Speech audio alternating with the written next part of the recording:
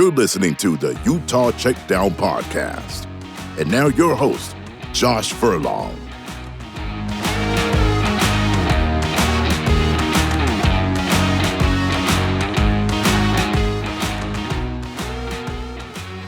Welcome back to another edition of the Utah Checkdown Podcast. I am Josh Furlong. As always, happy to be with you. We're doing this on a Wednesday. We're doing it a little later in the week simply because there was a few things that I wanted to talk about. We'll talk about Alex Jensen's contract, which I received. We'll also talk about spring football and kind of what I observed yesterday. So let's jump into that. Before we do that, let me tell you about our sponsors, UFirst Credit Union. With your UFirst Rewards checking account, you can earn monthly reward points for buying something special for your best friend. Then you can redeem your reward points for something special for yourself. And with no monthly maintenance fees plus free ID theft protection, you can love that the UFirst Rewards checking is big on perks and peace of mind. Put your checking account to work for you so you can spend more time doing more rewarding things. It's easy rewards checking with UFirst Credit Union. Check out the full details at uFirstCU.com. All right, let's jump into this. Let's get into the Alex Jensen contract. I don't want to bog us down too much. I know people are anxious about football stuff, but this is a big deal. You've got Alex Jensen coming in, obviously, as we've talked about a billion times recently, and his contract is worth 6 years. So he's signed through March 31st, 2031. You've got a total salary, the minimum of $21.6 million, with a max including incentives of $26.1 million. Now that max, it's not likely, just simply because of all the incentives, but they're giving the opportunities there, but that could be the max. So $21.6 million over 6 years, that comes out to $3.6 million per season, with a total max per season of $4.35 million. So like I said, most years you're not going to see that $4.35 million. But it's there for the taking if things go right. And I'll tell you a little bit about some of the incentives here in a second. But that $3.6 million is a pretty hefty salary for Alex Jensen. It's $1.3 million, at least $1.3 million above what Craig Smith was making his last year with the Utes. So that definitely shows an emphasis on trying to pay their guy, trying to give a look of more salary for the head coach, showing that Utah's a little bit more bought into what was in the past. So with that, it still only makes him the 8th highest paid coach in the Big 12, without knowing what Kevin Young's getting at BYU, since they're private institutions, so we don't really know there. So it's somewhere in the middle of the league, which I think is a great starting off point, right? Like, you don't want to just go at the top of the league, especially early, not knowing, if Alex Jensen can coach at the collegiate level. Obviously, there's a lot of indications that say that he can, but, it's early, and you don't want to lock yourself in too early with that. So you want to make sure that you're getting, what you need. You're making it competitive so that it shows that the University of Utah is committed to the program, that they want to be able to attract talent, whether that be coaching staff or anything else. But I think it's a good sign, right? I think for Utah fans and the Utah program in general, that's a strong indication that Utah is trying to be competitive. Now, at the same time, salaries, that's for the head coach, right? Like, it's important to know what the salary distribution will be for the assistant coaches. That helps in terms of being able to attract talent there. But at the same time, the real thing here is, what are they going to do to help promote the program, which, you're starting to see that already. But what are they going to attract in terms of NIL and the monetary amounts that they're going to be able to do to build a roster out? So I think those are the biggest things, and this contract's important. But at the same time, I don't think still most people are attracted to the coach. I mean, they are, don't get me wrong, but they're attracted at this point to the money, what kind of opportunities there, what is, the investment in the program. And so I think this is just the first sign of many that we're going to see. Now, with the first hire that Alex Jensen made in the, as an assistant coach, that obviously shows an interest in being able to be more invested. And I'll get to kind of another move that that is on the radar. But just breaking down this salary just real quickly, like I said, I don't want to bog down, but his base salary will be $300,000 a year. Appearance fees are $2.5 million. So these are like those appearance fees, the speaking fees. This is basically everything that a coach does in terms of public and media and everything. These are the salaries that he's getting as part of that.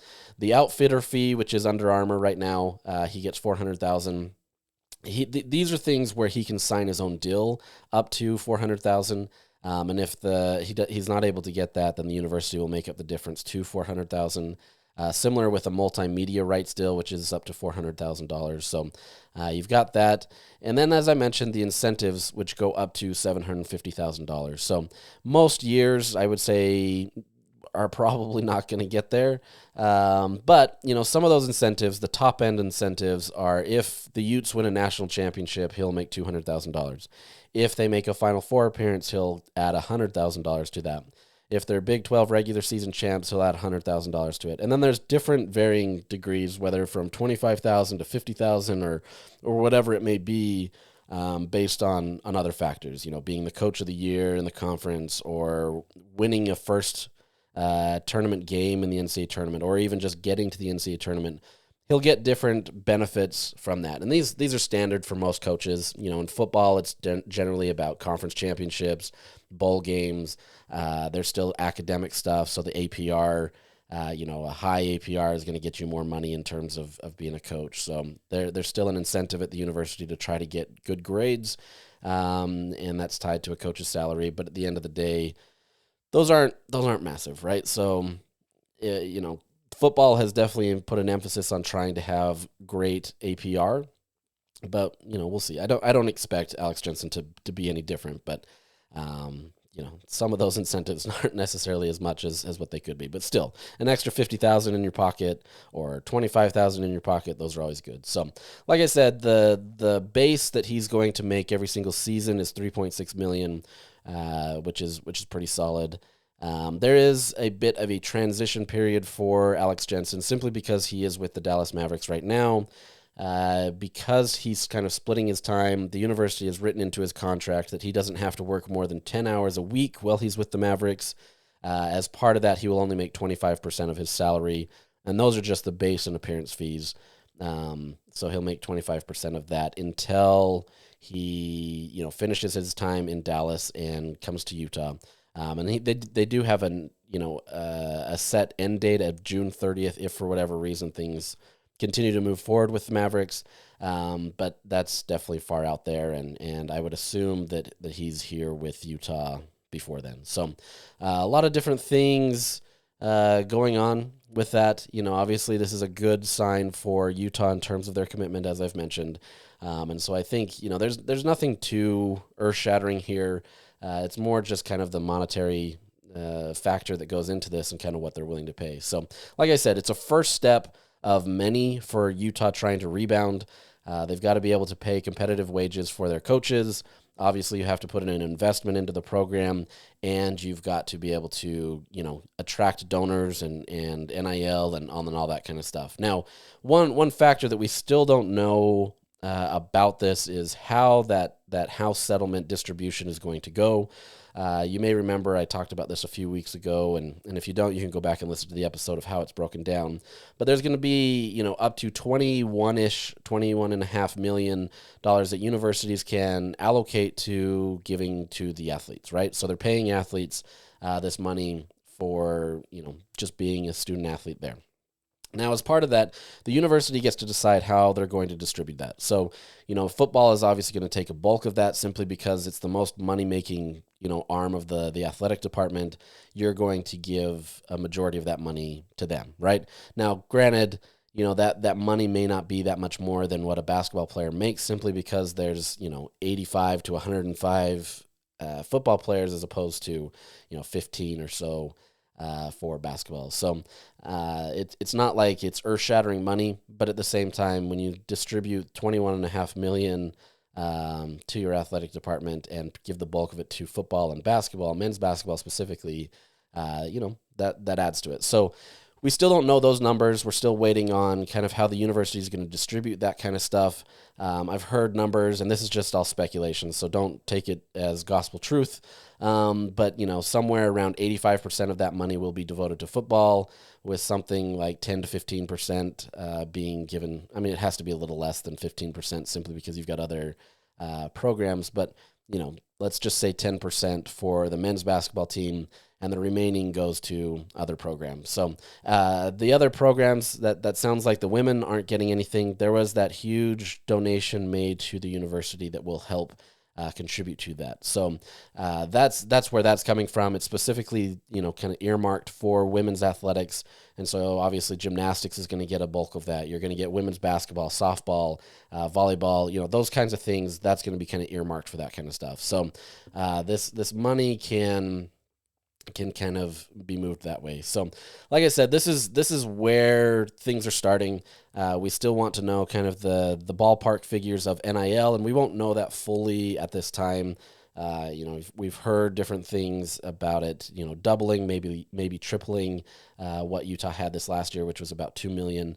Honestly, you to be a competitive team, you need to be closer to that triple, right? You need to be about $6 million in NIL to be able to compete. There's been rumors about BYU being somewhere around $15 million to $17 million for this next year, which doesn't come as a surprise given the numbers that were given to AJ Diabansa, which is somewhere around $7 million with all of his deals. So one player is going to attract that much money. You have to imagine there's going to be more money for other players that they're going to bring in. So it's an arms race, right? And until the market kind of settles and fixes itself, or different things happen from the NCAA's perspective to kind of limit some of that stuff, this is where it's going to be. And so for Utah to compete, they at least have to make a good mark at a jumping off point, right? That's not to say that they need to compete at the highest level with the Dukes, the Kentuckys, even in the Big 12, the Kansas or the Arizonas or different things that way, but they've got to at least be close, or closer than what they were, right? Like Utah was near the bottom, if not the bottom, with their NIL funds. And so you've got to be able to move forward with that and grow. So I think we're going to see a lot more of that. We're going to definitely get, what's going to be beneficial for the program and kind of how this is going to go. And I think the biggest move here is kind of the one that hasn't been made official yet.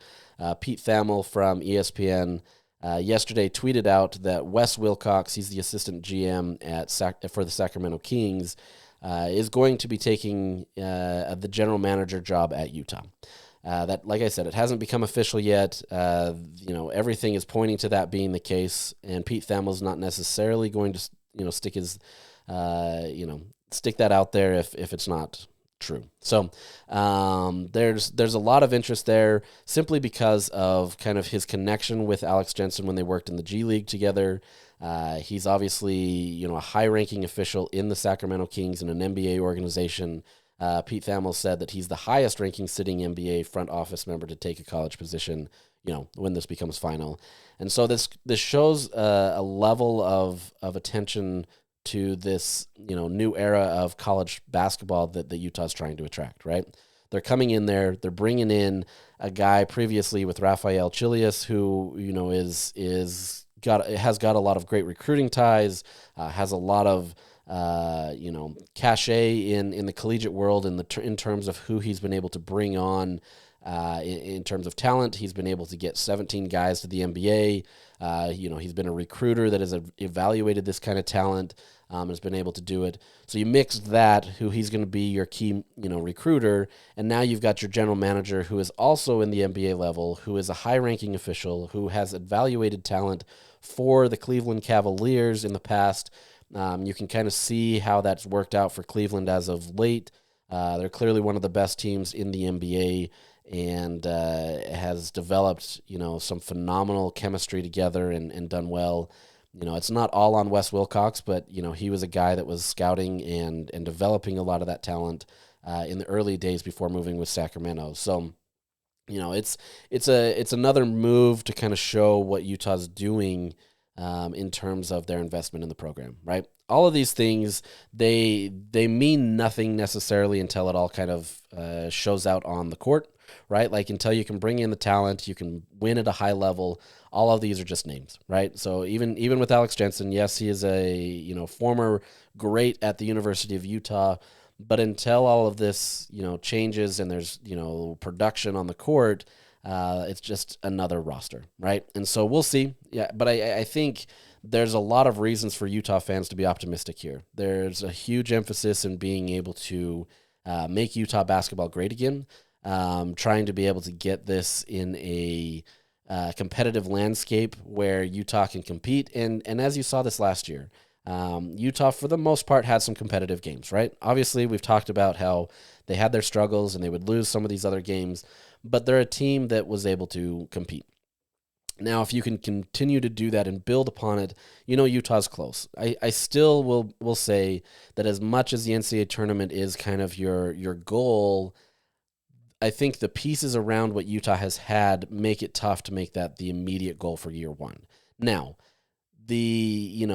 there's nothing to say that they can't. I think you see in basketball, money can influence the game so much more than football, right? You pay a couple guys in football, and yeah, you're paying for a quarterback, you're paying for a wide receiver, or whatever that may be, but it doesn't influence the entire game. You still have offense, you still have defense that you have to compete with. This in basketball, you can make a much quicker turnaround, right? And so if you can pay the right guys and bring in the right guys that are going to come into the system and work the system that Alex Jensen wants to run, which, as I've said, is more of an NBA style system and being able to have some tempo and being able to play free and all kinds of stuff that way that we've talked about, things can change, right? Like you saw a team like Drake bring in Division II players and come together, and they made it to the NCAA tournament. Now, granted, their path is a little different. I would argue harder and easier at the same time than what Utah has. But at the same time, you can change things, right? Like if you can get guys bought in and you can get, the right talent level and you can get the guys that he wants to use, this becomes a great opportunity for Utah. So, we'll see. There's still going to be a lot here. We're still going to get some more coaching. We're still going to get some transfer portal stuff. Recently, more players have entered the transfer portal. Miro Little was the latest one to enter the portal. But as has been mentioned, a majority of these guys were going to enter the portal regardless. That's not to say that they can't go. But I do know that there's still a lot of interest for some of these players to come back. I've talked about Keanu Dawes, Jake Wallin, Ezra Assar, Mike Sharvjomps. He's still on the team, and so there's nothing to indicate that he has left yet. And we'll see how these continue to go.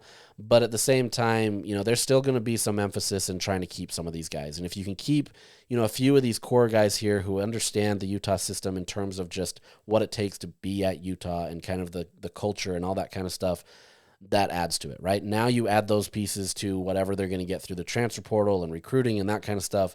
Then it becomes, a much easier to kind of figure out what this team is going to be. So we'll see what happens.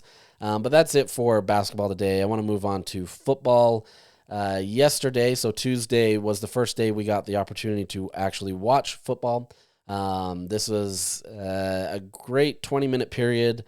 Sometimes in the past when we've, as media, has gotten to watch scrimmage, sometimes it's been the punt team or special teams doing different things that way. This was definitely a great situation to be able to watch with 11 on 11, the first day of pads. So there's going to be a little bit more juice as guys are trying to show out and trying to show what they can do with their pads. And it was a lively day, honestly. Like the second you got in there, there was a lot of screaming and a lot of yelling in a good way, right? Like a lot of guys that are just fired up, trying to get to where they needed to go. Coaches are coaching them hard. It felt like a fall practice. It definitely did not feel like a spring practice in terms of kind of the intensity and the effort and just trying to get the most out of these guys. You've got these new coaches like a Mark Ituaya. He's in there. He's fired up. He's loud. He's coaching his players hard. He's not giving them any ease being there. A guy like Wayshawn Parker, who is expected to be the number one running back for the team, Atuaya, who obviously has coached him before, he's riding him hard, right? Like he's getting into him and trying to make sure that he understands what he needs to do and trying to help him as, not just him, but everybody else. And so you're seeing a team that is really fired up and motivated to be able to get better, right? And so what that means, it doesn't necessarily foretell anything in terms of the fall, but I think you're seeing a team that really is frustrated with the last few years. They're also energized with what they've got, and you're seeing kind of an early jumping off point of how this team can be successful. You've got, obviously, Jason Beck comes in as the new offensive coordinator. He's got his guy at quarterback in Devin Dampier. He's got some other complementary players there and some other people that know his system.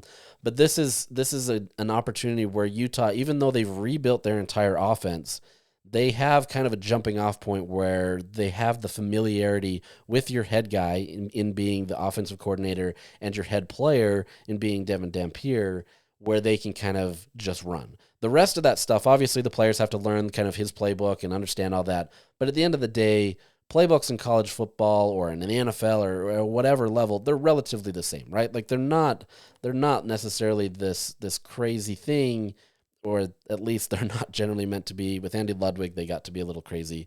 But for the most part, the players have a basic understanding of what they need to do, right? So now it's this, especially in spring, is really exposing them to everything. At least at a high level effort, they'll get more into the offensive install in the off season and getting into fall camp. But this is getting in there and just really looking at the nitty gritty of everything. What can we do? What can we be capable of? Obviously, guys are going to be a little bit more raw because they haven't been exposed to some of this stuff in terms of Utah's system and that kind of stuff. And so, I can't talk about full specifics. That's part of the rules of being able to watch this for the media. But I'll say that, in these 11-on-11 drills, where they're simulating game time situations, this was an offense that was very diverse, right? In terms of play calling, in terms of, the talent being thrown out onto the field. And granted, I wouldn't read too much into either one of those simply because, like I said, they're trying to throw everything at the wall and see what sticks, trying to see who is capable, what guys are going to be in the mix. But I think it is a true kind of look in at what Utah's going to do on offense. This isn't going to be a system where, it's just going to be, you run the same play 4 times and hope that you can have some success.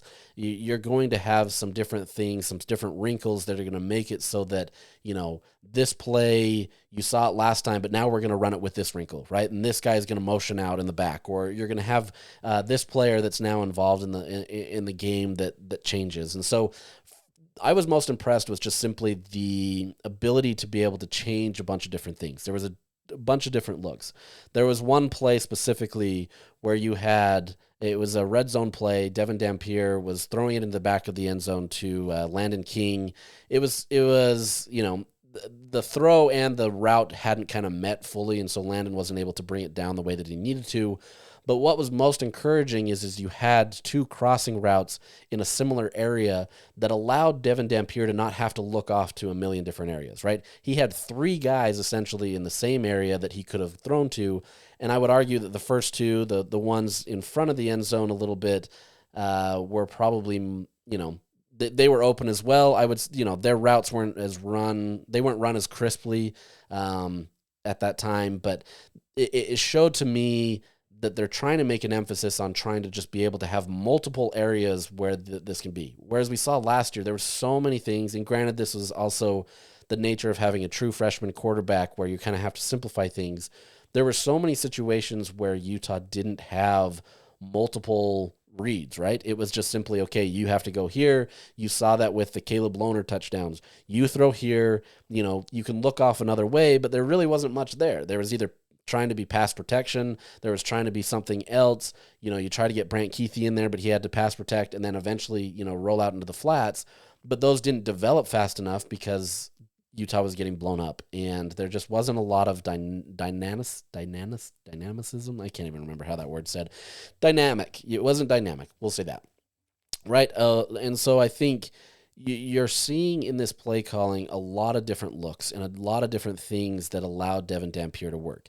Most impressive as part of all this, though, is how well the offensive line was holding firm, right? There were definitely several plays where Devin Dampier had all day to throw it. Now, with that said, he's not holding onto the ball for a ton of time, right? He's he's quick. He's able to get the ball out. He sees his read, and he's generally able to deliver it. There's a few errant passes, right?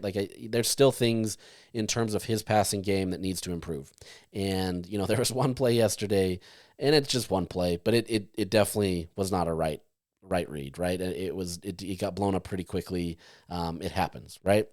But at the same time, he had far more success in the run game as well as the passing game, and being able to have an offensive line that he has. And that offensive line held firm. They did very well in terms of being able to give him the protection that he needs. Look, they're not tackling Dampier, in this, but there was very few interactions where Dampier would even be, under fire, right? There was a few, but at the same time, this was far and away different than what we saw last year. To that point, Isaac Wilson, he was getting the number 2 reps yesterday. There's been a lot of talk of potentially redshirting him this year, but as of now, it seems like he's still the number 2 guy. So I don't know what that will mean moving forward, if it shows kind of his level of progression or whatever that may mean, but he was throwing it out at a much quicker rate too. There wasn't a lot of holding on to the ball. Now, granted, game-like scenarios versus spring practice or even just practice in general are different, right? Isaac is always great in practice. I wouldn't say always great, but because he's a freshman, there was a lot of things that he did in practice that didn't necessarily always translate to the real field, right?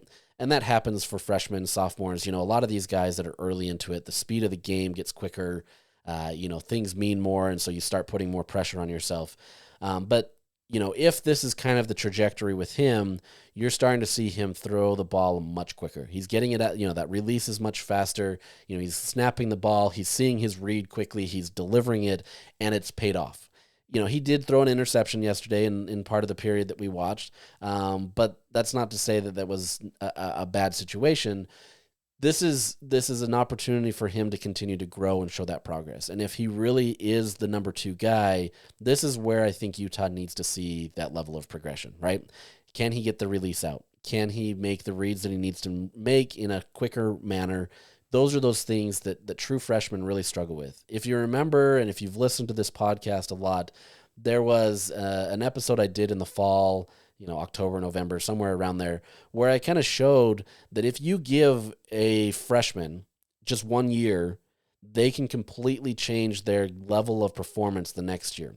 Meaning, if you put a true freshman out there, a majority of the true freshmen out there, almost all of the true freshmen out there, struggle to a high level. Some of them do a little bit better than others, but they struggle at a high level. Now, if you even just give them that redshirt year, and so they come in and start as a redshirt freshman, that is a completely different game for them. They've got a 1-year system under their belts. They understand it better. Does that mean they're perfect? No. They're not going to be the junior, senior, the veteran quarterbacks out there, but there's a far difference in just giving a freshman quarterback a year. That's where I want to see with Isaac Wilson, right? We have to assume that, Devin Dampier, may get hurt at one point, or there may be a series or something.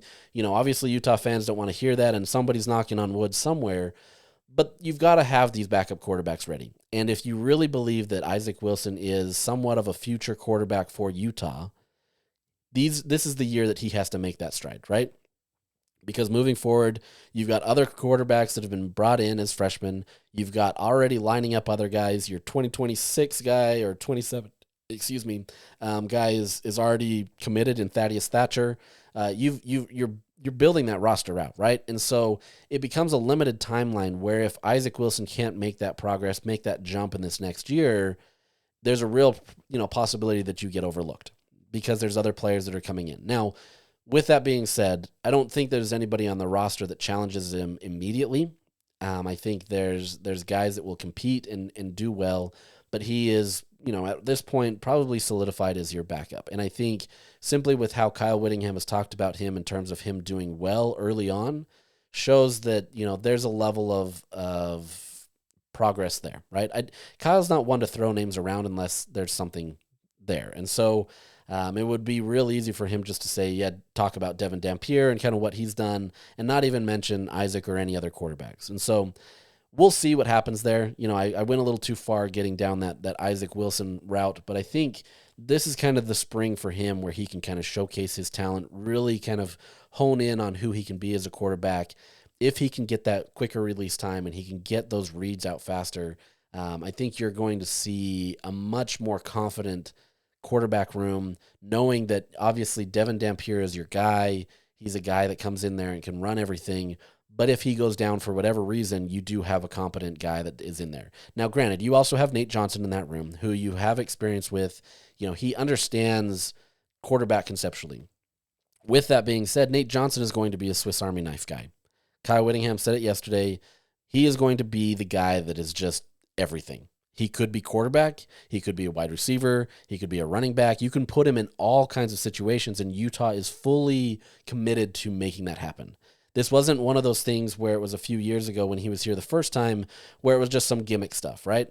This is something where they truly want, there's some gimmick stuff in there, don't get me wrong, but this is something where they want to make him a regular part of the roster that allows him to be able to do everything. And so the more you can mix and match that, that's going to help Utah be able to kind of keep him utilized in a way that doesn't kind of key in on certain things. You knew last year that when a certain player was going to go in, it was going to be the wheel route. You knew that when this player was going to go in, it was going to be, for third and long situations, and you had to be able to get some extra yards, those kinds of things. This is where Utah has to not have that tell where they said, okay, Nate Johnson's in, we're going to put him, we're going to play it this way. You've got to mix and match that. And I think he's committed to that. I think Utah has fully developed a plan for him where they can do that. Yesterday he probably made the highlight of the day in terms of what he was able to do. Once again, can't talk about the full play, but essentially he, broke some tackles from the defensive line and immediately had green grass in front of him for a touchdown. And it was, a thing of beauty where the entire defense they just didn't see it coming, quite honestly. And so this is a great opportunity for Utah if they can maximize that potential. And Nate Johnson 100% will be a part of that. You could call him the Britton Covey. I don't think that's necessarily the same role. Britton Covey was much more, I don't know. We'll see. I know everybody wants to have the next Britton Covey, right? And I get that. When you have a guy like that who is so talented and it was just a playmaker for Utah, you want to replicate that. But I don't know that these two are going to be the exact same type of player, right? I think they're going to be different. But at the same vein, you do have two guys that were quarterbacks. They understand things at a different level that, guys that have only played wide receiver or only have played running back understand things, right? They understand different things, from a scheme standpoint, how the teams are going to, compete against them, that kind of stuff. I think that helps them in just being able to be out there. Plus, he's shifty. He knows what he's doing. He's a great asset out there, and I think you're going to see a lot of him. So just getting back to Devin Dampier just a little bit. First impressions of him, he commands that offense, right? It's not one of those things where, he's out there and he's still being timid or guys don't trust him. Everybody there seems fully committed to him. And the players that we talked to yesterday, they kind of get a smile, similar to how the early days of Cam Rising, where the players get a smile about how excited they are with him. That's kind of the vibe that I'm getting with Devin Dampier, where he's just kind of this guy that exudes confidence, right? He's also a really personable guy. He wants to come in there and just kind of be the friend of everybody. He's talking to the defense. He's talking to the offense. He's talking to the special teams. He's making everybody included in the team and not just focusing on his guys. That was very similar to what Cam Rising did. And that's why he won the locker room early on, is because he was a guy that genuinely cared about everyone on that team. That's what Devin Dampier can be. Now, that goes a long ways, obviously, and that they've put him on the leadership council because the players trust him. And you can argue, oh, well, he's a quarterback, all quarterbacks going. It's not true. This is a guy that's come in here and immediately, inserted himself into this leadership role.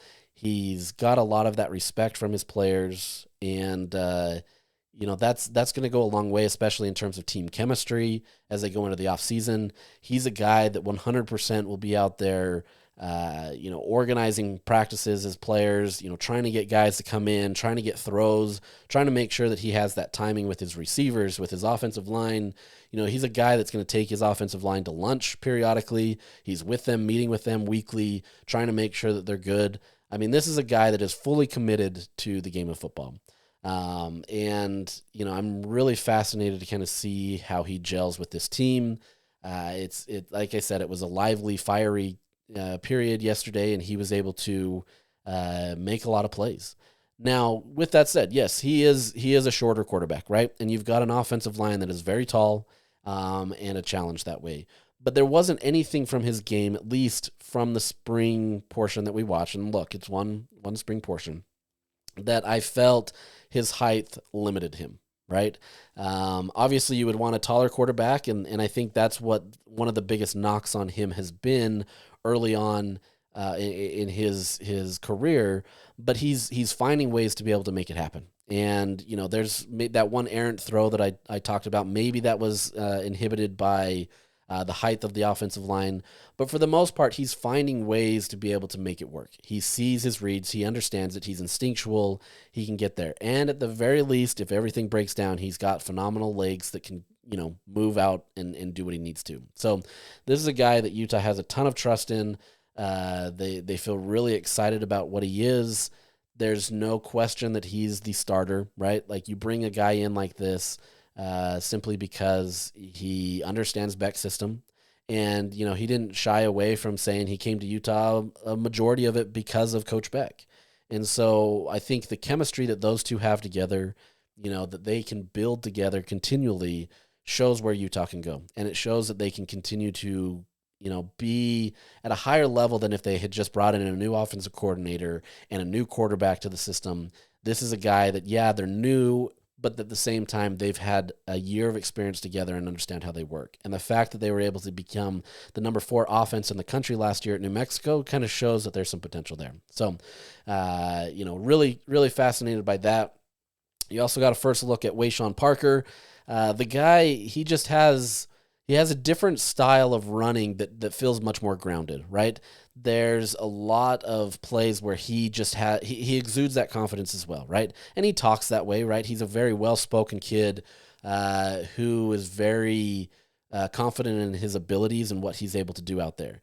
There's obviously things that he needs to improve on. He was a freshman, right? Like, there's things that he needs to grow, but he wants to become that 1,000-yard rusher, right? He wants to be able to be in there and make an impact on the game. There's still some conditioning that he feels like he needs to do and get in there now that he has pads on. But he has full trust as well in Devin Dampier and talking to him and kind of the confidence that the two can have back in that field. The two played against each other last year while he was at Washington State and Devin Dampier was at New Mexico. He talked about how phenomenal of a player Dampier was and how they just destroyed New Mexico. This is, They understand each other at a high level. They've worked well together. They have some good chemistry. And Parker sees it as an opportunity and not a threat to have Dampier with the running ability, right? It opens up the game for Parker simply because you don't know where it's going to come. Now you throw in a guy like Nate Johnson in there as well. You could have a 2-back set where you have Parker and Johnson in there, and then you have Devin Dampier. You could, at any moment, literally run a triple option.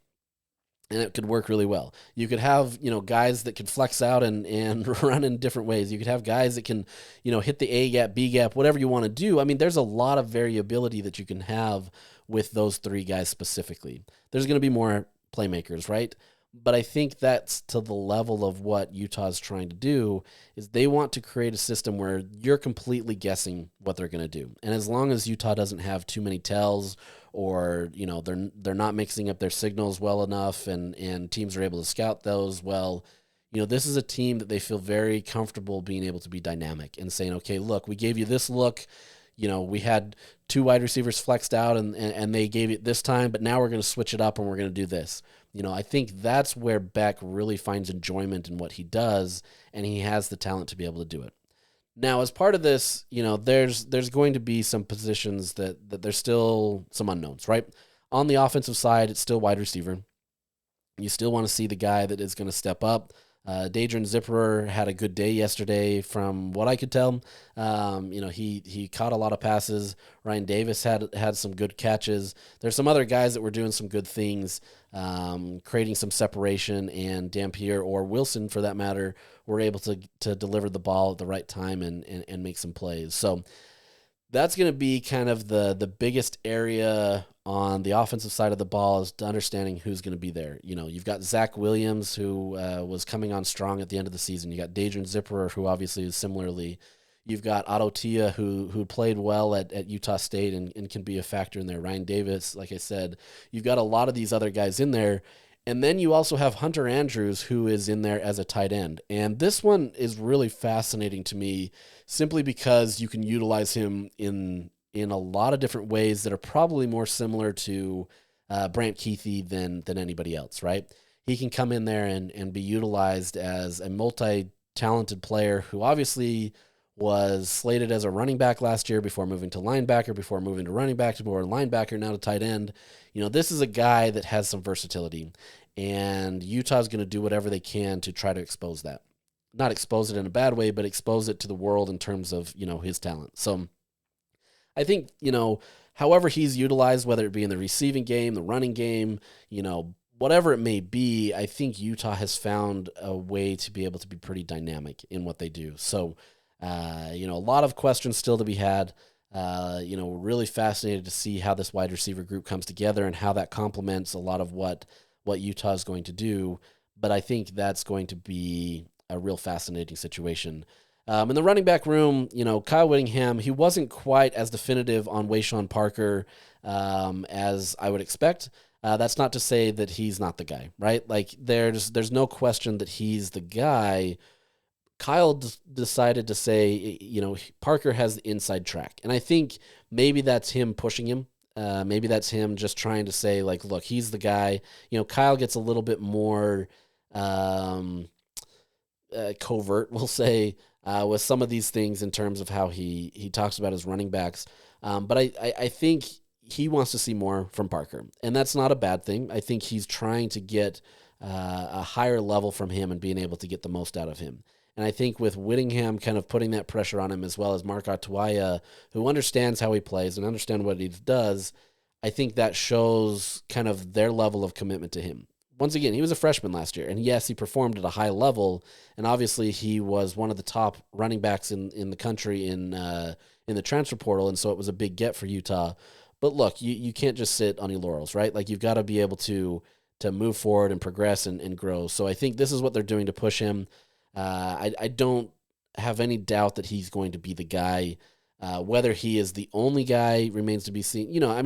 Only guy meaning the bell cow back, right? Like, there's other guys that are going to factor in there. But I don't know if it's going to be a situation where they continue to throw in some other guys. Bray got in there and had some really phenomenal runs. He's a guy that's going to kind of showcase his talent early. At least he did in the first practice. So there's other guys in there that can have some talent and do some things. But I still think Wayshawn is your guy. He runs with some force, but at the same time, he's very patient. He doesn't get knocked off his blocks too much, and he gets in there and he is able to just kind of attack the holes really well with some good balance, right? I think you've seen over the last few years a couple of the guys that have come in there, they kind of get knocked back a bit and they're not able to fight through that. One of the things that people loved about Zach Moss is he could fight through that. He could get through, contact and continue to push for the yards after carries, that kind of stuff. That's the type of a player to some extent that Wayshawn Parker is. He's very balanced in what he does. And I think you're going to see a difference in kind of how he runs as opposed to maybe what we've seen in the last few years. So really curious to see what's there. I don't think he's in any risk of losing his job unless he gets, cocky and thinks that he's the only guy, which I don't believe. I think he's committed to working. But I think you see a coaching staff that is 100% committed to pushing him. And I think that's a good thing. So there's that. And then lastly, the other position of competition, at least the highest level of competition, we'll say, is the corner spot. And that's the opposite side of Scooby Davis. Kyle felt pretty confident in Scooby Davis in locking up one of those positions. And so it's trying to find another guy that's going to be there. Now, some of that can be Smith Snowden. He was playing at times in nickel yesterday. He's playing on the outside sometimes, which is not a surprise. He's played nickel, obviously, last year. There are moments that he played on the outside, and there's a lot of conversation about him wanting to play on the outside more. Regardless, there's an emphasis in wanting to utilize him in whatever ways that they can, whether that's the outside or in nickel and trying to be able to go up against some of those bigger guys or whatever. There's an emphasis in who he is, and there's no question that he's kind of that standout corner / nickel, right? And so curious to see how they develop that, but I think they're really wanting to have somebody else be opposite of Scooby Davis, trying to get in there. Still don't know kind of what that's going to be there. Bryce Cotton yesterday had a good showing. That's kind of a good indication in terms of who I think maybe could be in that mix. But it's still TBD. We'll get more practices and kind of see what's going on there. By the end of spring camp, we generally hear a lot of good names, right? Like Sharif Shah is really committed to developing these guys, and we generally get a good idea of who those guys are going to be by the end of spring. But I think it's still too early. And there's going to be some other guys that they need to develop, right? They've lost some through the transfer portal already. It happens, for whatever reason. And I still haven't heard all the reasons about it, to be honest. You have guys that are leaving and transferring already. So, really curious to see what goes on there. But I think this is a team that feels pretty confident in itself. That's not to say that everything is perfect or that Utah is suddenly at a high level. But I think where Utah needs to be at right now, it's, like I said, a very energetic, it's very lively, it's very competitive. They feel like they've got a lot of diversity in kind of what they're able to do, especially on the offensive side of the ball. Defensively, there's obviously going to be things in terms of figuring out who are your guys at defensive end or at in the defensive line positions or whatever that may be, the interior guys. There's a lot of questions still to be had, and a lot of things to be able to be learned. We're not going to learn them all in spring, but I think we're getting kind of a clearer picture of some aspects of it and kind of what Utah wants to do. So really fascinated by that, really looking forward to seeing more of this. We'll get practices every Tuesday and Thursday, and I'll try to do my best to kind of give you some updates that way as best as I can. As I said, I can't talk about things fully.